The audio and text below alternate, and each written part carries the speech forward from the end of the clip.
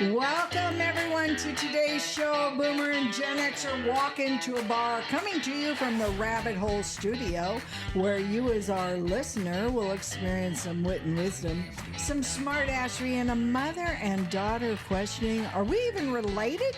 My name is Jane, and my co-host is my daughter, Bobbi Joy. And for the next, several minutes, we're here to entertain you. Now, before I turn this microphone over to Bobbi, she has not told me the topic today, and she would not give me any forewarning for me to look up any information, to do any research whatsoever, and she just flat out refused to give me the topic. Did she give it to you, Dr. Domain? No, I don't have a topic. I got a present for y'all, though. What is it? Who wants to open it? What? Uh-oh. What is it? Let's go. It's a present. Who asks what something is before they actually open it? I do. Doesn't make any sense. No. It's because we don't It's a trust present. people. Okay. Gee, What present do you have for us, Dr. Domain? Well, you got to open it. Okay. All right, Open who's it. going to open it? Who wants to open it? Oh. Mom, you open it. Okay. Are you sure? Yeah. can You want open me it, to yeah. open it? That way if it explodes. Oh, this is... It explodes. If it explodes, I'm But out. hey, I'm hold out. on. hold on. Okay. Before Okay. you finish go. opening it, there's a condition. Okay. Look at it. Yeah. I'm not looking. She's Oh my looking. goodness. She's the worst. She She's is. the worst. Oh my gosh. Shaking presents and pulling. Yes, Shit but- around So- her. Listen, if you open it, you have to use it in the show. Uh-oh. Dead silence, crickets right there. You open it, Bobby. No, you got it in your hand. You already ripped Here, that no, you sucker open open. it. Nope, it's yours. It's yours. We have to use it in the show. Okay, Yeah. do it. Do we it. have to use it in the show today? Yeah, of course. Oh my goodness. Okay, here it goes. Do it. What is this? Oh, it's a new book. That wheezing laugh, man. You're killing me. The book is called Who Will Eat My Clam by Jen Genevieve. Oh, this is for mature audiences only, so you might want to have the kids, step aside for a moment. I better because- cover my ears. Should I read this right now? This is funny. Oh my gosh. I have a Who clam. wrote it, by the way? Jen Genevieve. Yeah. All right, It Jen. says, I have a clam. It's the freshest you will ever see. It's so tasty and sweet. It's deliciously fishy. Oh, sweet baby Jesus. I'm going to need to finish my drink. Go Who will on. pry it open? Who will get a chance to swallow my clam juice and put them in a trance? Sally, can you smell my clam? Doesn't it smell? Doesn't it smell yummy? Will you eat my clam? It's free. I don't want any money. Why would you offer it out like that? Is that what people do now? Sally, you missed your chance. Ciao. Your loss.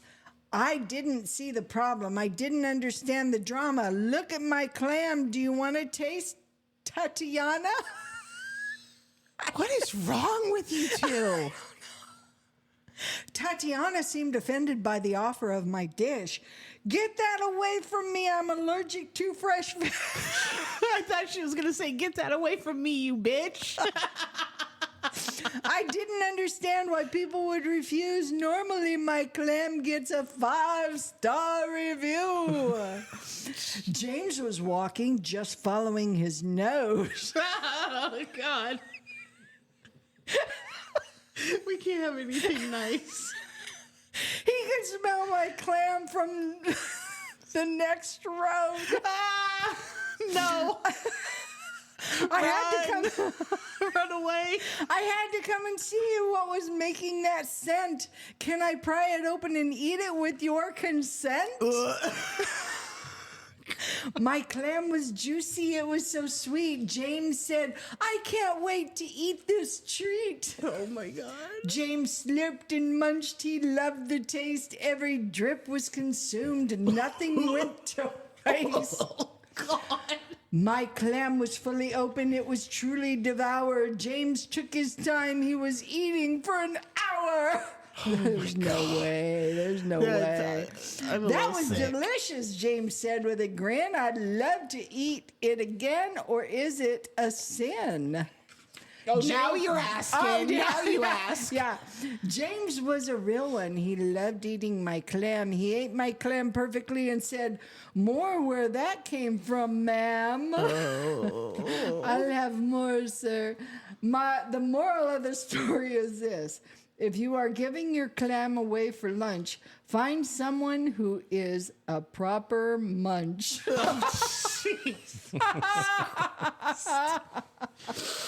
Oh my goodness. So that came from Dr. Domain. Now we know what kind of sicko we're dealing with behind the board. Oh, man. That was... Please, folks, don't hold that one against us. But you got to admit, that was pretty funny. That falls right into that Brenda's Beaver plays around. That was like 10 times worse than Brenda's Beaver. Oh, my God. Well, I got the show started for y'all. All right. Well, let's talk about... What were you going to talk about, Bobby? Because it fits right into that, I think. Yeah, so first I'd like to introduce my emotional support chicken. Yes, I see your This is Clyde. Hello, Clyde. Okay, so I'm going to need him today for protection. Okay. And you are at the other end of the studio, so... That doesn't mean nothing. That means nothing, because I can come over a table like a spider monkey. Like a spider monkey, all hopped up on Mountain Dew. What is our topic today? You two seem to know. I don't even know. Well, so today, we've touched on a few things on the past episodes, and I thought, man, this would actually make a really good episode and might get you a little riled up. So I see you got your drink there. I've already had mine. 48 hours murder mystery? This could be an episode of Snapped. Because I know how to hide bodies. I mean, I'm just saying. Yeah, you guys know where my money is hidden in case I never your $1.20. My $1.25. So today we're going to talk about morals and values. Oh, now, specifically, we're going to talk about the fact that your morals and values aren't mine, and why is that when I am your child? Waka, waka, waka. Waka, waka. Womp, womp. Waka, waka. Squeeze that duck. That's a good topic. It is, because we've touched on it. We touched on it with the bystander effect episode. Yep. We touched on it with the death penalty episode. We've touched on it here and there. Yep. And a lot of times when we're talking about some things, I do let you talk, and I let you talk for me. And I don't know if you can see, we do have kind of stuff between us, but not always when you're talking for me. It's not true, but I kind of let you go because I don't want to get slapped.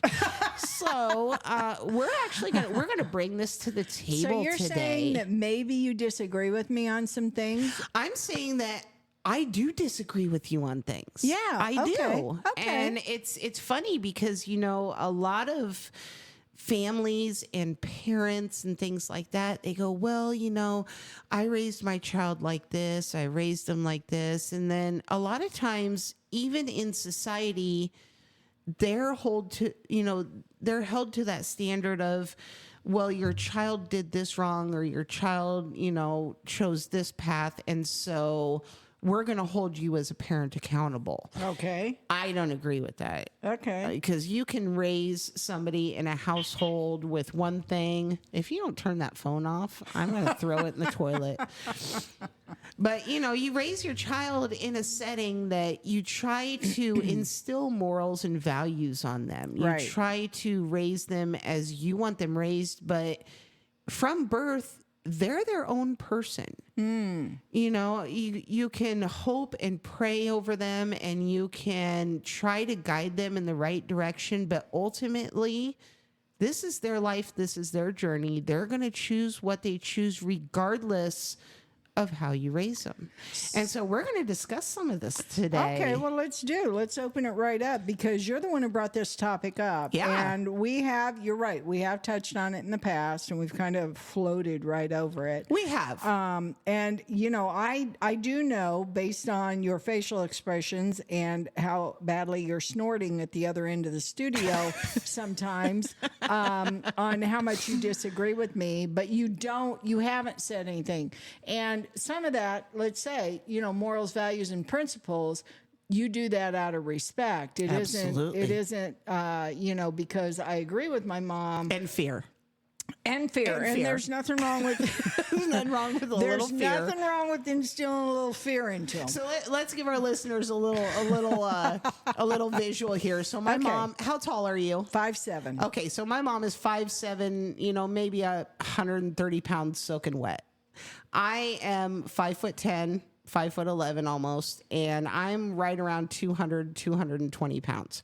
So the fear that I feel towards my mother is a very deeply embedded fear that goes back to, I think, pre-birth at this point, because, and it kind of meshes with that respect thing, because I do respect you and I do respect you as a person, and the fact that we can disagree, the fact that we can have differing opinions.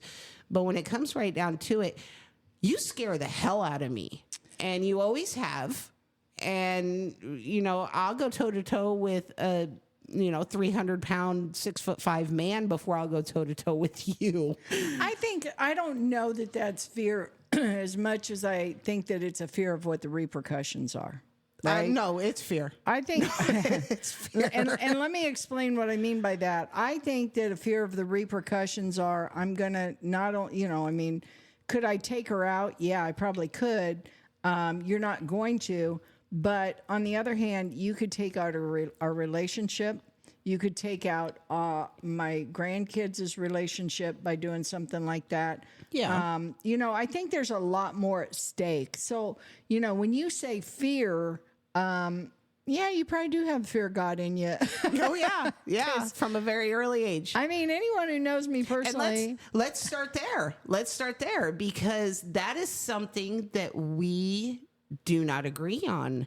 So let's go back to the year of our Lord, 1985-ish. Okay, we'll say a little little earlier, for my sister. This just shows you what she doesn't know.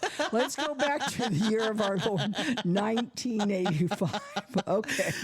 But, we were raised on a physical punishment level with you. Yes. Now, I will say that my father never laid a hand on me. Right.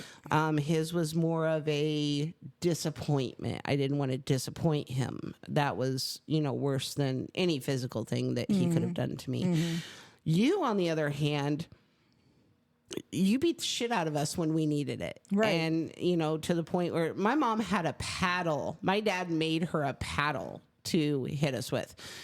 I, on the other hand, I can count on one hand and not even use all my fingers on the amount of times that I have physically punished my children. Okay. And I have made it a point not to. Okay. And I think it's different times. I really and truly do. I think it's different times. We've talked about this before. My dad was abused. I was abused. You come from that cycle. You tend to, have that abusive type of behavior. Now, your sister was the firstborn, and so she probably got more of the discipline from me. I was pretty... Well, she screwed up a lot more, too. She screwed up a lot more. And so you didn't really get a lot from me because you were already scared of what you saw. Until I got a little older and decided to take doors off the hinges and things like that. But back then, that was your values. That was your morals. That's how you raised your children. But that was how I was, kind of, and we've talked about this, how I was raised. I wasn't raised with a loving, soft hand. Right. I was raised with a very extremely hard-handed, more so than any child should have to go through. Correct. And I do know most of your story. I don't know all of your story, I've but never you told have my kids you my have story. told me a lot of things, and it breaks my heart for what you went through. Yeah. And but back then, those were the morals and values that you instilled in us. Now, going forward, I won't ever speak for my sister. If she wants to speak on it, she can come on and speak on it. Myself personally, I worked my butt off to break that cycle, because I remember how it felt to have that humiliation of the physical beating. But back then, that was your morals and values, and that's how you raised us on, the child, seen and not heard, spare the rod, spoil the child, things like that. Well, and it was more of a thing where you were a single parent raising two children who were, to put it nicely, hellions. I mean, we ran hell bent for leather when it came to breaking every rule in the book. Right. And I'll admit it. I mean, I probably should have been in juvie quite a few times. Yeah.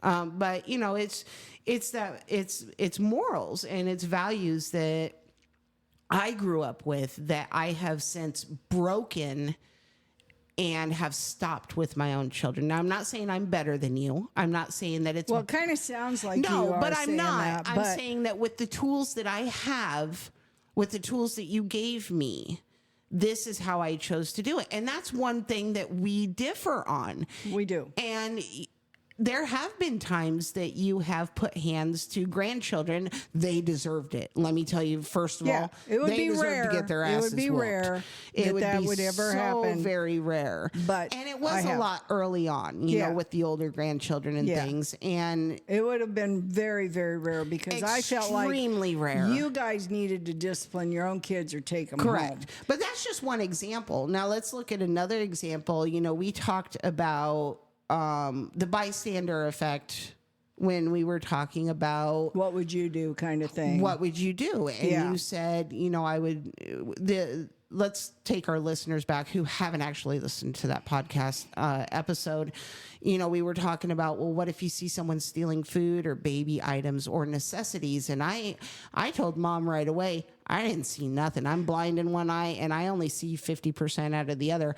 I didn't see nothing. Now, my mom, on the other hand. Now, wait a minute. I'm going to stop you right there, because you categorized it under food, baby items, that sort of thing. Correct. I just said, what if you saw them taking stuff? Right, and I did categorize it. You categorized it. But you said you would step forward and offer to pay to where... Not all of us are able to do that, Right, and I get it. I didn't see nothing, and that's just how it is. And I do have the morals and the values of it's wrong to steal, and people do suffer. The small businesses, things like that, when people steal. But at the same time, I get it.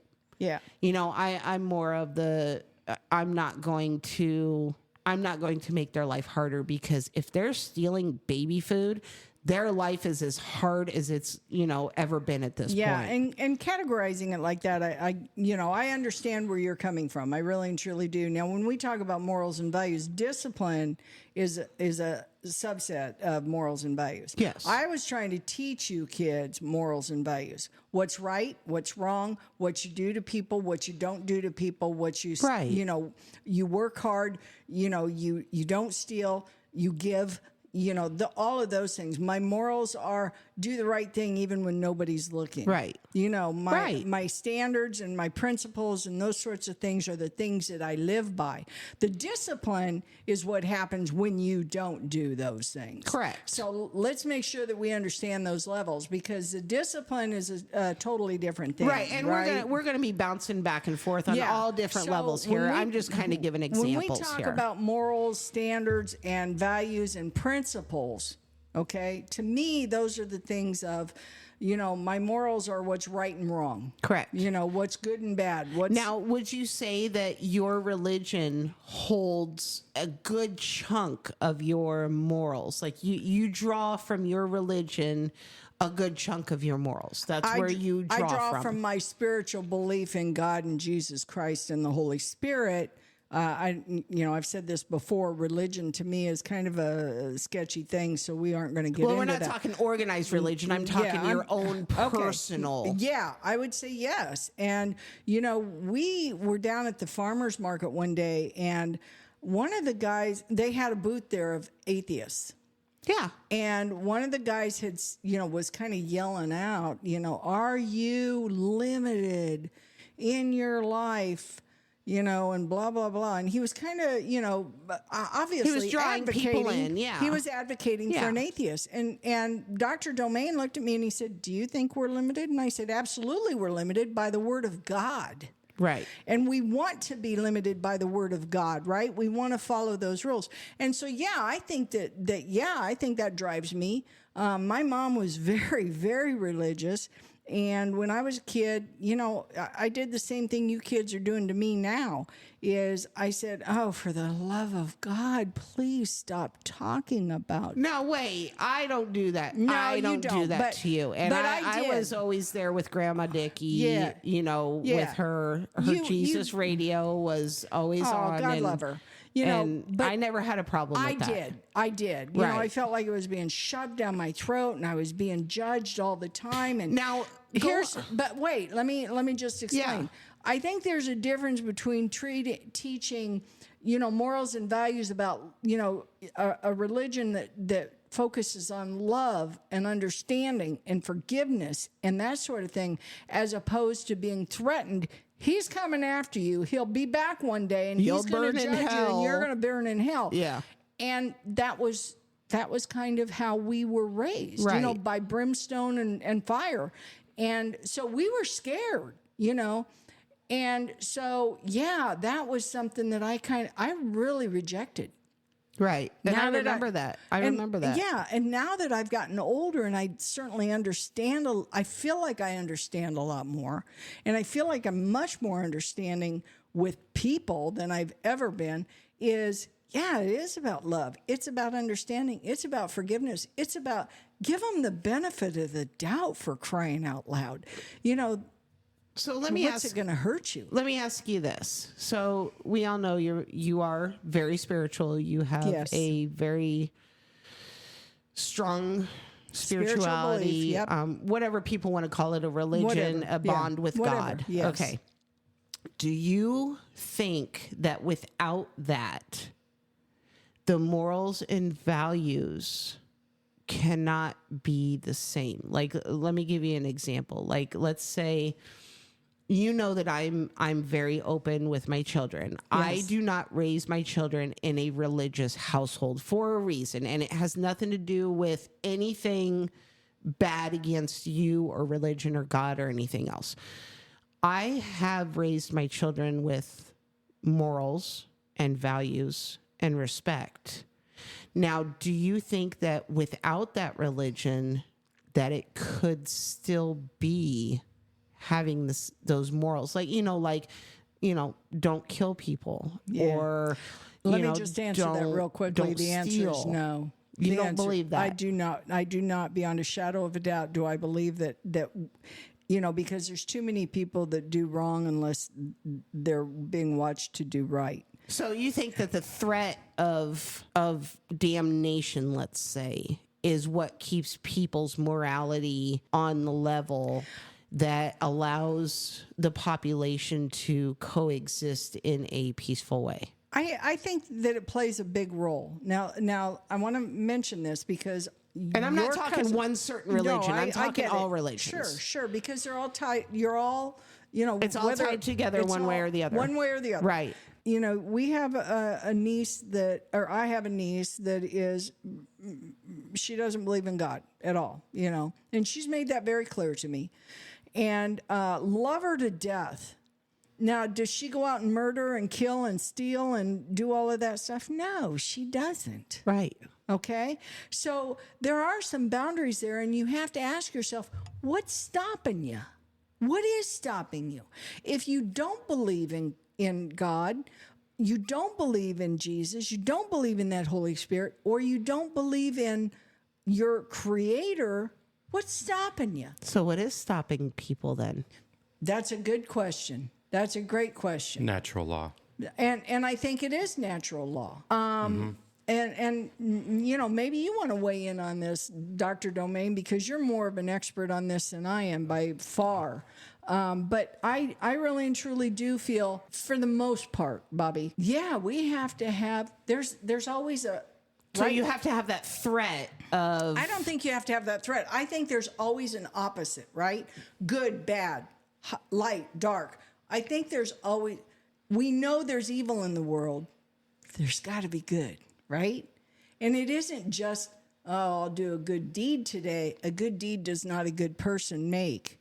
You have to have something in you that drives you to be a really good person. And I think that there are some boundaries that you have to live by. I think that there's some rules that you have to live by. So, yeah. Go ahead. I'm sorry, Dr. Domain. No, I was just saying natural law. It's the basis for, I think it's an inherent morality that we all have. We objectively probably realize that it's not good to kill someone. And so I think that's the basis for a lot. I mean, the Lord even handed down a lot of the commandments that are based on natural law. Sure. And so that's, I think, really a guiding principle of what keeps us all from being incarcerated or murdering other people. That right there is an excellent point. He did hand down a lot of things that are natural law that we would never do. We would never do because we know they're wrong. What are you I don't know, saying, man. Bob? God killed a lot of people just to kill them.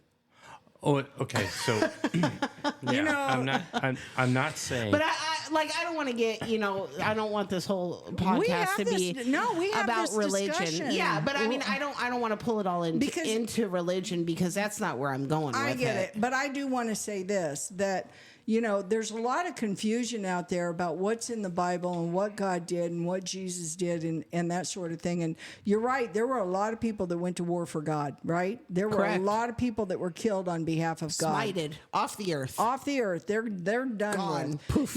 And to say that I understand every decision he makes, absolutely I do not.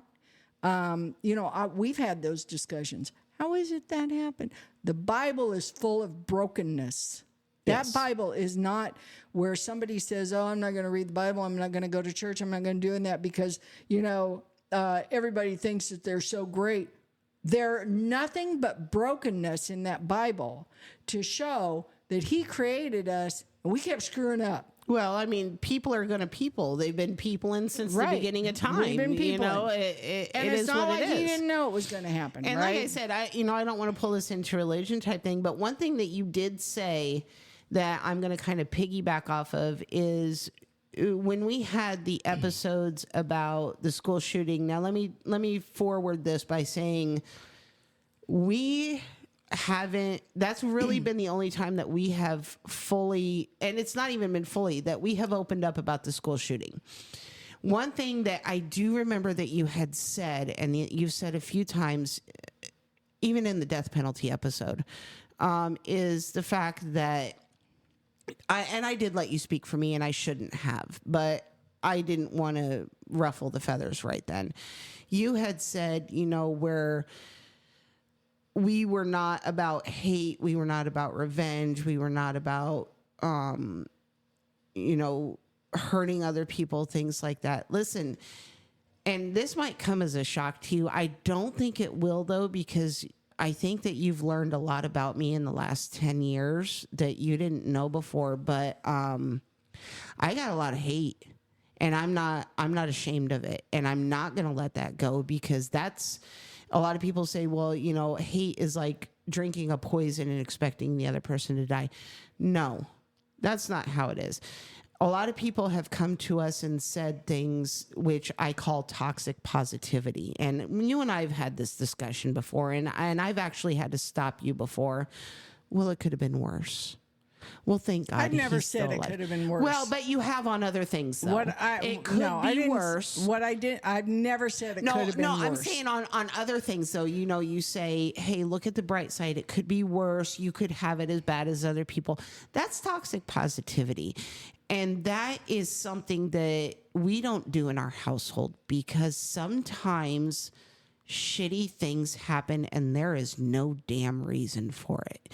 You cannot sit there and tell me that there was a reason for things to happen as they happened or when they happened, because sometimes shitty things just happen. There are shitty people out there and they do shitty things, and nothing can sit here and tell me that there was a reason for it. Are we stronger for it? Yes. But, you know, there's a lot of toxic positivity that does not allow us to fully grieve for what we have been through. And I think that that is very damaging to people. And a lot of people have said, you know, we're about forgiveness, we're about positivity, we're about things like that. I'm not going to lie, had that kid not taken his own life in that school that day, he never would have made it to court, and I would have made sure of it. So listen, I'm just going to say this. And I never would have thought twice about it. Let me just say this, Bobbi. I have never said, "Oh, things could have been better," especially you said things could be worse. You know, when we come to you with problems. Thank God. You know, thank God that we still have court. Well, yeah, no, I'm talking about other things, like, oh, we're in a bad spot. Well, things could be worse. You could be this person, things could be worse. Yeah, I haven't things really like said that. it like that, but okay, I get what you're saying. It's I a get what you're saying, generalization. but that's not what I've ever said, because I'm very careful not to say that. But what I will say is this: we don't understand everything. No. We don't know why things happen. And to sit here and act like we do, I will never know why people do things. How silly is that? Because we don't know. No. We don't know about everything. I mean, there's so many things. All we can do is try to pick ourselves up. So when I say I try to stay positive on it, I do. I've never, ever said, well, things could be better. I've never said that. But what I have said is, listen, here's what we have to do. Yeah, and you have been a good source of that positive uplifting. We have had to stay positive just to keep ourselves moving. Do I understand why? I don't have a clue. I don't have a clue why things happened in the Bible the way that they did. Right. When you want to talk about religion and what happened with God, I don't have a clue. I ask it all the time. But it's how can that happen? And yet we're told never to kill. And that comes back around to the morals and values. You are a very spiritual person. Absolutely. So you go with the word of God. Yep. So you do things like thou shalt not kill, things like that. I am not along that line. But you were the same one that said, I don't agree with capital punishment. Correct. But at the same time, like I said, had that person been walked out of that school, I would have made sure upon my dying breath that he never would have made it to that courthouse. And I know that disappoints you, and I know that breaks your heart, but there are some times when I believe in the eye for the eye. And that is only because I cannot trust. There is no justice system. There's a legal system. Right. We've talked about that. We have talked about that. I will never trust the legal system to put back our family or anyone else's family to be whole again. You and I do not disagree on that, Bobbi. We don't. I will take my dying breath if it means that I have revenged something that has been so horrific against my own family. Now, does that mean I'm right? Does that mean I'm going to hell for killing somebody? Possibly. But I can justify that in my own personal space rather than to myself, to my future, to my, if there's an afterlife. I can justify that, and I can close my eyes and know that it doesn't matter, because what I did, and I do not have any regrets for it. And that is something that we differ on, and there's a lot of things we differ on. We do. And that is. We do. And, we did differ on the death penalty, and after you and I talked about it, I kind of agree with you on that. But if it got right down to it, and I'm just not in agreement with the government doing it, because they're idiots. Yeah, they're idiots anyway. But you know, I mean, we joke all the time about, hey, well, you know, we know how to hide a body. I mean, I mean, we're in it's Iowa. kinda, We do. I mean, the thing is we kind of joke. We about do. that, but the thing is But I would not. these people I wouldn't who lose sleep over it.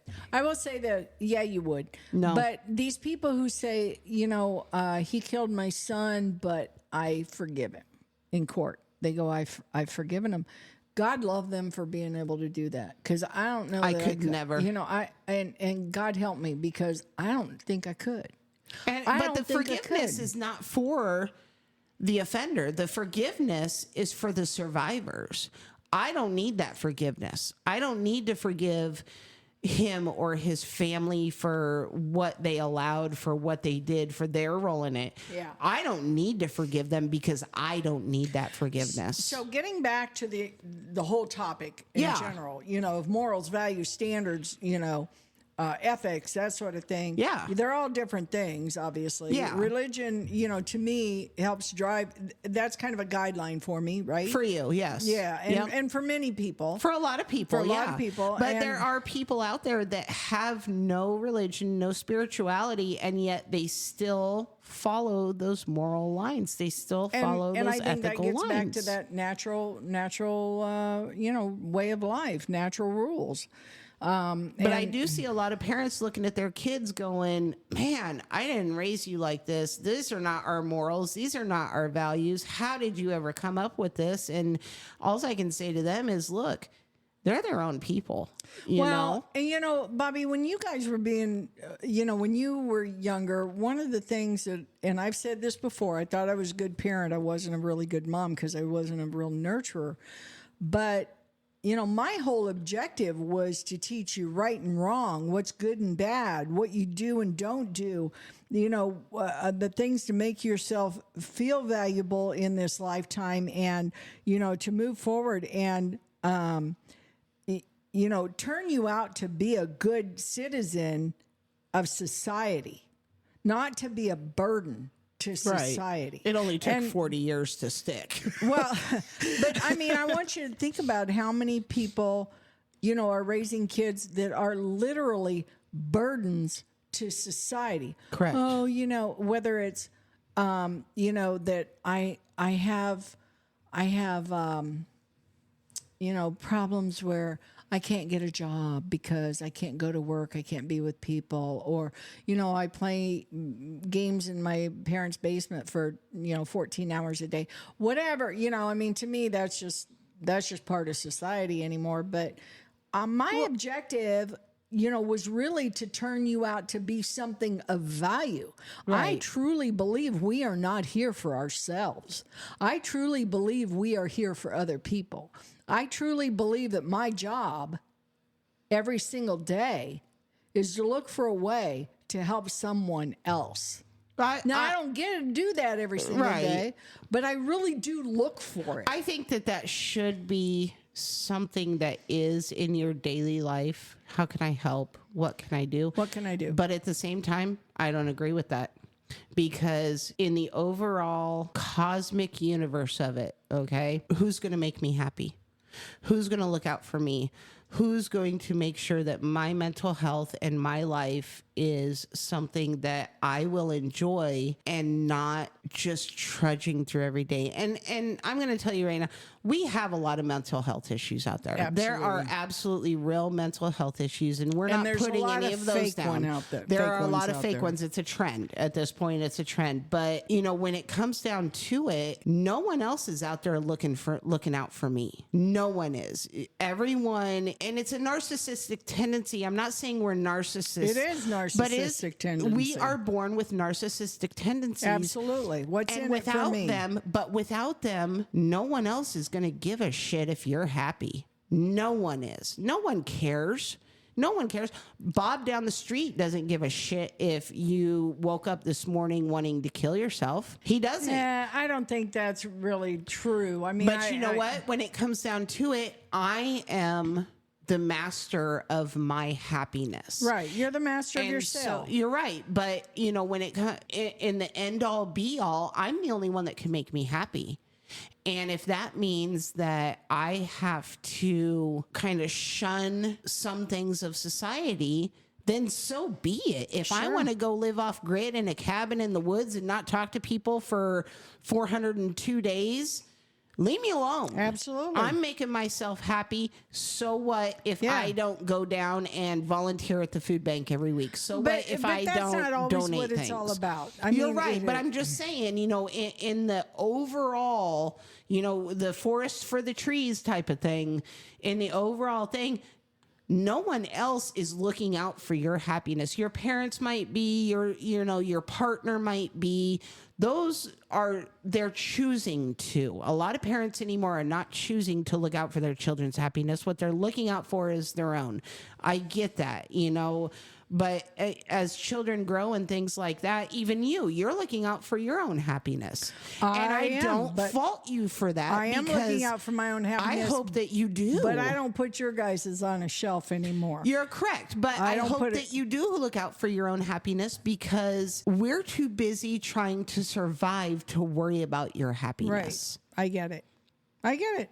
And there's a lot more, that we can say that we disagree on, morals and ethics wise, but, that just kind of touches on it. And I think, that's really a good thing to kind of throw to our listeners about how growing up, even me and my sister have different morals and ethics. Right.